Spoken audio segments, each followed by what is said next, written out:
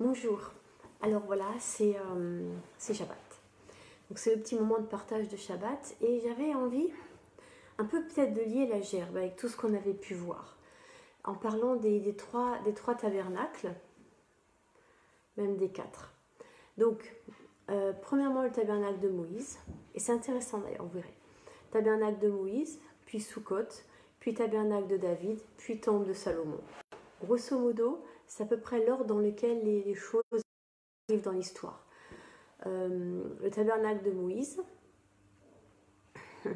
et le tabernacle de Salomon sont les deux, ça se ressemble. Vous voyez, c'est les étapes, le lieu, le parvis, le lieu saint, le lieu très saint, pour arriver dans l'intimité, un Dieu qui parle. Oui, ok.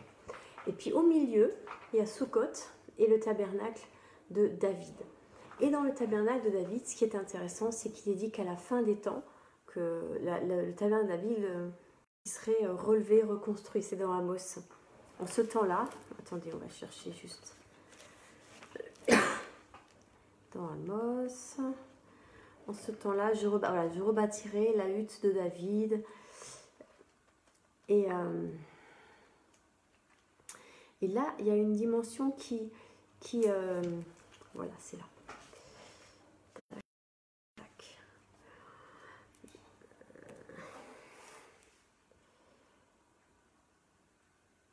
Ce jour-là, je relèverai de sa chute la cabane de David, je réparerai ses brèches, je redresserai ses ruines, je la reconstruirai comme elle était autrefois. Des jours viennent, déclare l'Éternel, c'est un peu plus loin, où le laboureur suivra de près le moissonneur, le vendangeur le semeur, où le vin nouveau ruissellera des montagnes et coulera de toutes les collines. Je ramènerai les déportés de mon peuple Israël, ils reconstruiront les villes dévastées, ils habiteront, ils planteront des vignes et en boiront le vin, ils cultiveront des jardins et en mangeront les fruits. Je les planterai dans leur pays, et ils ne seront plus arrachés du pays que je leur ai donné, dit l'Éternel ton Dieu. Je ne sais pas comment ça arrive, mais moi ce que j'avais à cœur ce matin, c'est Apocalypse. Et Apocalypse 21 particulièrement, avec la nouvelle Jérusalem. Je ne vis pas de temple dans la ville, car le Seigneur le Dieu Tout-Puissant est son temple, ainsi que l'agneau. La ville n'a besoin ni du soleil ni de la lune pour l'éclairer, car la gloire de Dieu l'éclaire et l'agneau est son flambeau. Et les nations marcheront à sa lumière, les rois de la terre y apporteront leur gloire. Les portes ne seront pas fermées de toute la journée, car il n'y aura plus de nuit. On y apportera la gloire et l'honneur des nations.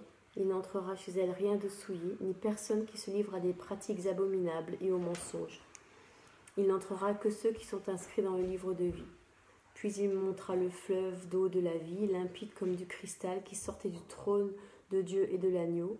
Au milieu de la place de la ville et entre les deux bords du fleuve se tenait l'arbre de vie qui produit 12 récoltes et il donne du fruit chaque mois et ses feuilles servent à la guérison des nations. Il n'y aura plus de malédiction. Le trône de Dieu et de l'agneau sera dans la ville. Ses serviteurs lui rendront un culte. Ils verront son visage et son nom sera sur leur front. Il n'y aura plus de nuit, ils n'auront besoin ni de lumière ni de celle du soleil, parce que le Seigneur Dieu les éclairera, et ils régneront au siècle des siècles. Ça me semblait important de lier toutes ces choses, parce que pour moi, il y a quelque chose là qui va ensemble. Et de se rappeler que Sukkot nous conduit à cette finalité-là, non pas seulement à proclamer le règne de Dieu, mais à le vivre, et à savoir que le but de tout ça, c'est la Jérusalem céleste, et il n'y a plus de temple. Il n'y a plus de temple. Voilà, je voudrais vous partager ça. Déjà, le fait que le tabernacle de Moïse et le temple de Salomon entourent le Sukkot, la fête de Sukkot, et entourent le tabernacle de David et Sukkot David. Sukkot David qui, on ne sait pas ce que c'est dans Amos vraiment, mais qui résonne pas mal quand même avec ce lien avec l'Apocalypse, où c'est une ville où il est question de règne, mais qui règne l'Éternel. Voilà. Vous voyez, je trouvais ça important de mettre ça ensemble et que le Seigneur nous parle. Nous parle de l'importance des structures, de tout ce qu'il a mis en place pour que de liberté en liberté, on en arrive à ce que seul compte sa présence et qu'on n'ait plus besoin de cadre. Quand on regarde la Jérusalem céleste, c'est un cadre. Et c'est très codifié, quelque part, on les mesure, vous voyez, mais c'est un autre cadre. C'est un cadre où l'Éternel règne, c'est lui qui est sur le trône.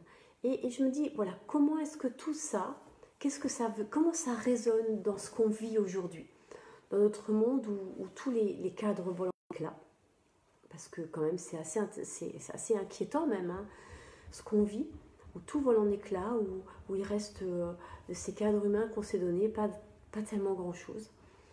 Et même l'Église est secouée dans sa façon de fonctionner, dans ses structures. Qu'est-ce que le Seigneur veut dire? Est-ce qu'on va aller vers plus de structures encore pour se rassurer? Ou est-ce qu'on va entendre là quelque part quelque chose qui relève d'un lâcher-prise et de laisser le Seigneur nous conduire autrement dans des choses différentes, sortir de la barque, hein. Là on est dans nos barques, dans nos églises, tout fonctionne.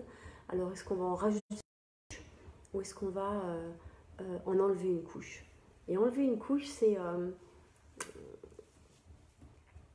à mon avis, ça relève aussi de quelque chose qui est de l'ordre de l'impuissance.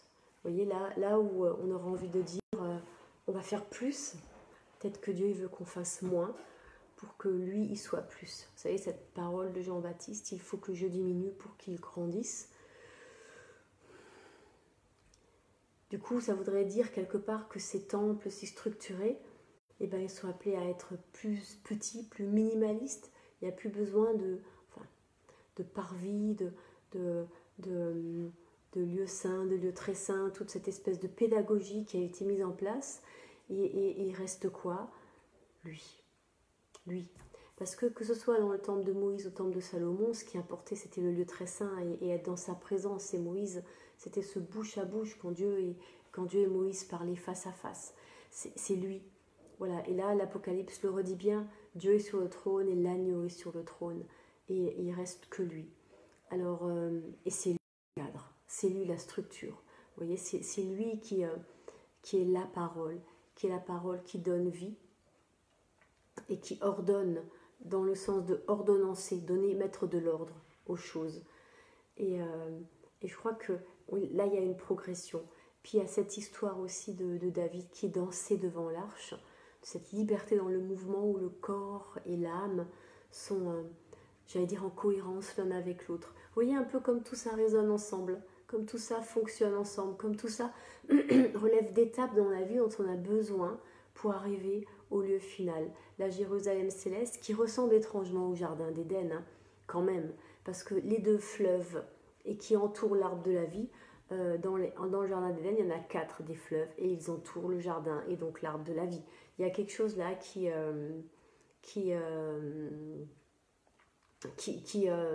comment dire, qui résonne. Et voilà, je voulais juste quelques mots pour que ça résonne et que le Seigneur puisse vraiment vous parler. J'ai pas envie de tout dire parce que d'abord je sais pas tout et que c'est ensemble qu'on trouvera les choses. Mais voilà, juste pour nous faire avancer sur la présence de Dieu et que c'est ça Sukkot. C'est ça la joie aujourd'hui de Simrat Torah. C'est la joie de sa parole. Et aujourd'hui on porte les rouleaux de la Torah. Aujourd'hui on porte Jésus en nous. On porte sa présence, on porte sa parole. Et que cette parole et cette présence puissent se répandre au-delà de nous. Soyez bénis. À bientôt, au revoir.